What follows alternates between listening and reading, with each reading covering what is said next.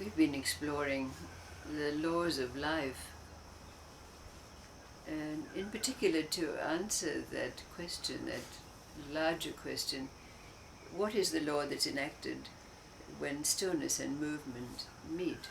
And most of the stories that have been told over these last weeks have been to illuminate, perhaps to bring up an understanding for us.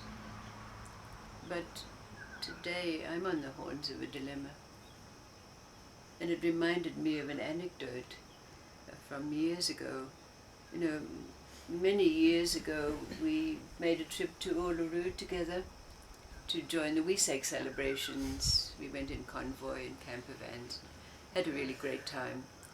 But I'd been invited to be a presenter and also to close this rather large, what was a New Age gathering. I think everyone will agree that it was very New Agey.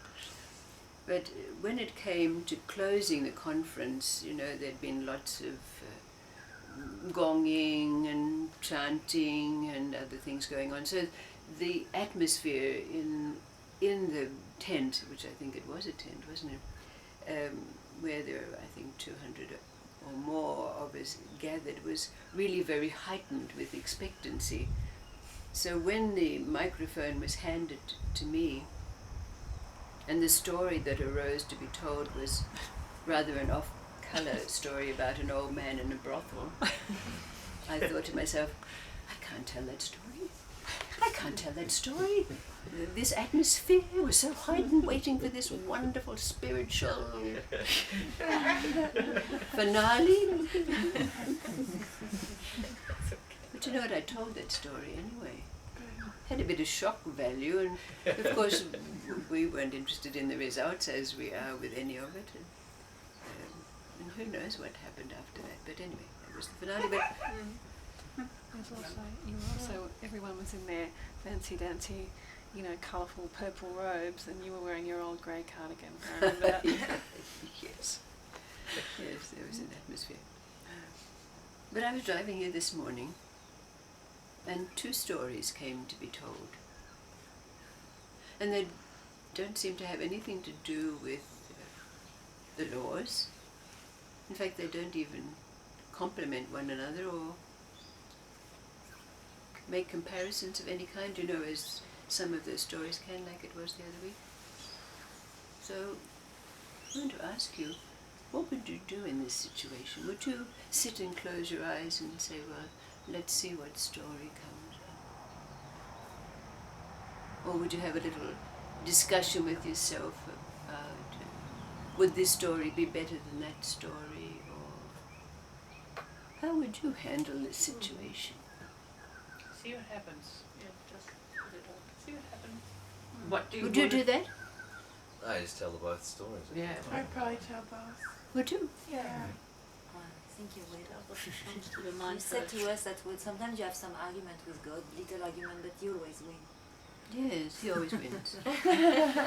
That's true. But I don't know, he seems to be missing this morning. But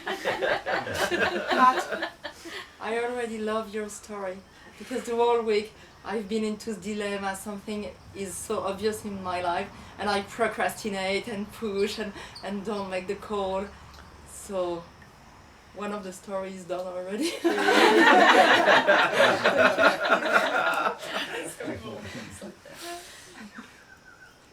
So, there was a story about this very, very wealthy Chinese merchant.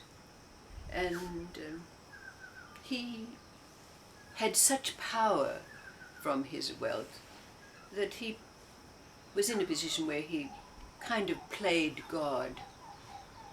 And all of those that he hired or his servants, he would allow them to compete with one another and enjoy the battles that would go on.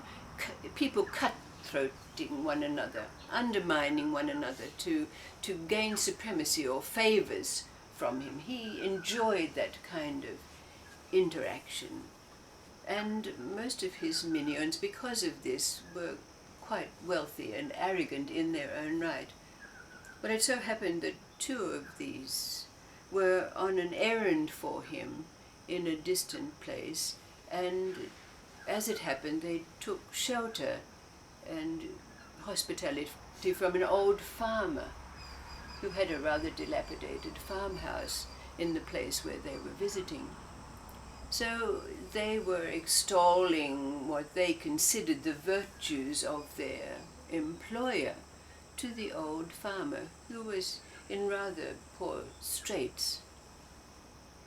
So when the old farmer heard of this, and his name was Chang, in fact, he thought to himself, well, if these people can live so well from this man, this merchant, perhaps if I make my way to him, I too can live a better life and be wealthy. So he closed up the farm and he borrowed some money so that he could make his way to this rather palatial establishment in which the very rich merchant lived. And when he got there, of course, all he was wearing was straw sandals and a rather ragged coat. And so when he arrived and asked for a job, he was given the most menial of tasks, cleaning out the pigsties. In fact, he was treated with disdain and teased even by the other workers. But Chang could see that these workers were dressed in silk, they rode on fine horses, so he didn't bother about the teasing. He did what he was told without any questions at all and went about his business. And then one day it happened that they were on a high tower, and just for fun, this merchant said to everyone, anyone who can jump down from this tower unafraid, I will give a bag full of gold.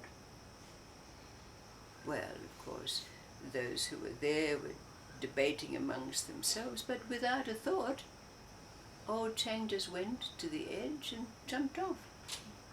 And he floated down and arrived at the bottom of the tower, totally unhurt.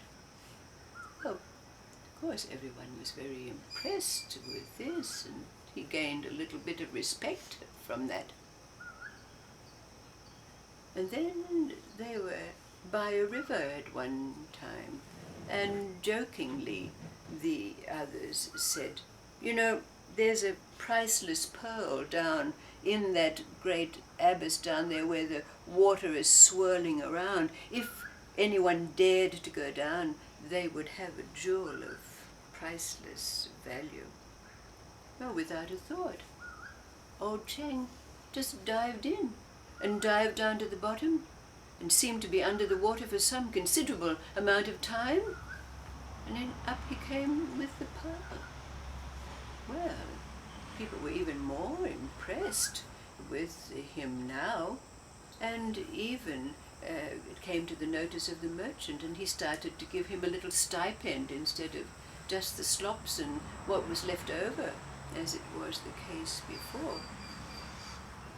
And then there came a day when somehow the merchant's warehouse caught fire, and all his silks and his merchandise were going up in flames. And he was beside himself, and he said, if anyone can save my merchandise, I will give them inordinate wealth.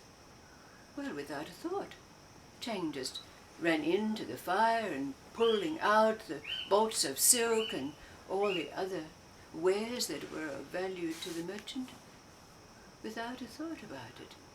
Well, everyone was so impressed with this, they went up to him and they, with great respect, they said, we didn't know that you were a magician, that you had magic, that you could do magic things. Won't you teach us how to do this? And old Chang said, it's not magic.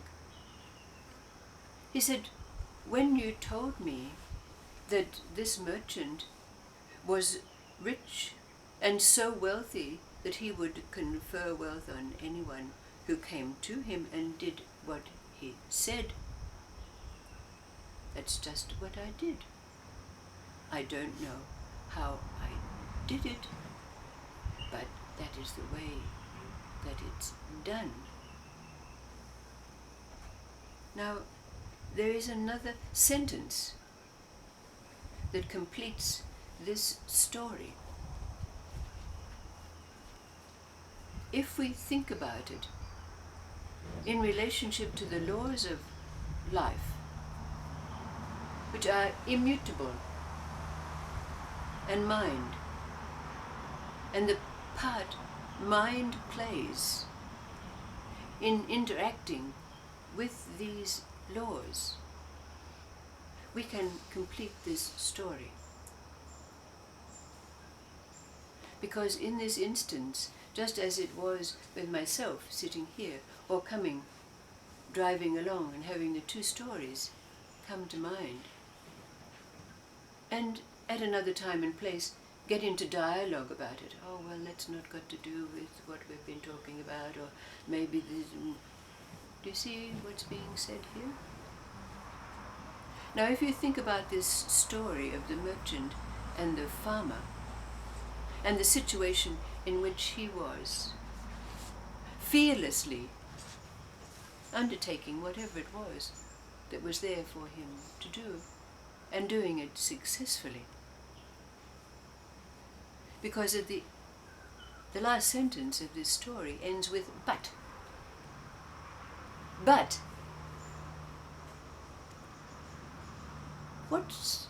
how would you end this? You know your relationship with the divine laws and your mind.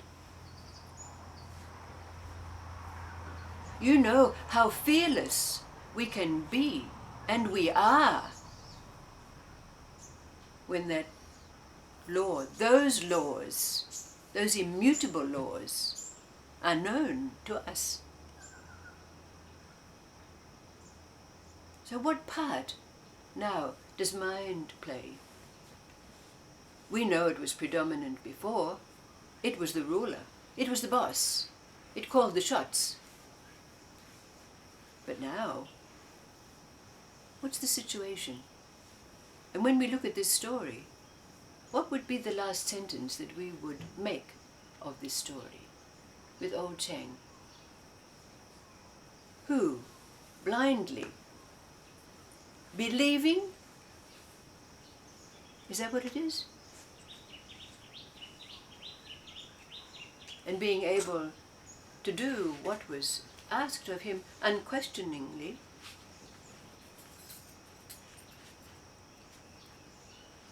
and then in the final situation, realizing, but how do we finish that story? What is this last sentence of this tale?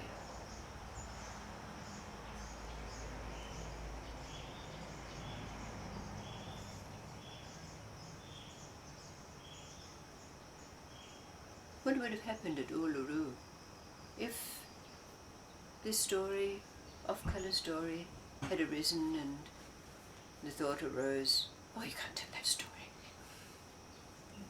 And the mind had prevailed. You can't tell that story here. And leave.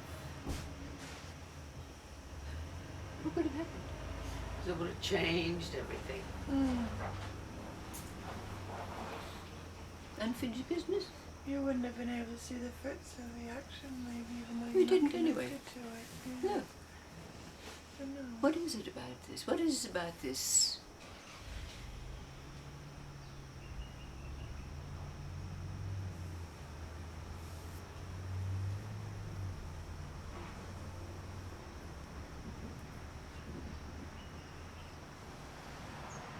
Is it that when we're guided by non-thought, we don't have the limits, so it just flows, it just works. But what difference does it make now in your life because you know these laws?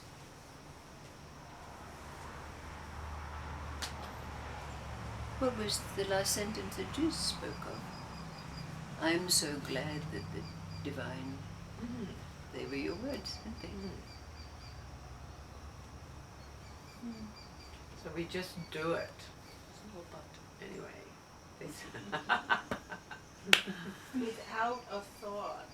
I think that's the key. Yeah, the key, I agree. Well, you Problem might still is have the the thought, but you've got to situation. not let it dominate. That's the thing, isn't it? Not let it put limits. Maybe. Nike, just do it. Do it. Yes. Just do it. Isn't that what we do now? We just do it. That's it. Even if it doesn't always make sense to our logical mind. Exactly. And the results, we don't know. We don't know what happened to Lulu. We don't know what happened to those 200 and odd people. What happened to them. Not our business. I can remember though, we enjoyed that story. Oh, that would have been fun. Didn't we? Oh, I so love that. Because, Yes, you know. you that- understood, we also understood that there was that, that importance that they needed that pinprick or something. Bubble to be burst. Yes. Yeah, Bubble and to it be still burst. works Yes. without all that puffing up or whatever. Yes, The Wright brothers that discovered that first made a plane were actually two car mechanics, and they didn't know anything about the theory of flying. And actually what was thought at the time was that something heavier than air couldn't possibly fly, and that's what most people believed, that knew anything about the physics of it, but because they were two car mechanics and didn't know anything about it, they were just experimenting. They were just experimenting and did it And with they that. just did it Change the without, because they didn't know the theory. They didn't Without know the that theory. knowledge that if it was too heavy, it couldn't fly. It's good, isn't it? There's a very old saying that goes way back. It says it's only impossible until somebody does it. Until somebody does it right.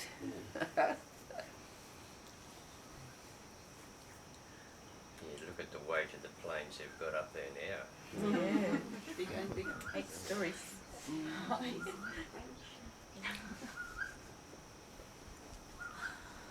Anyway, you can finish the story.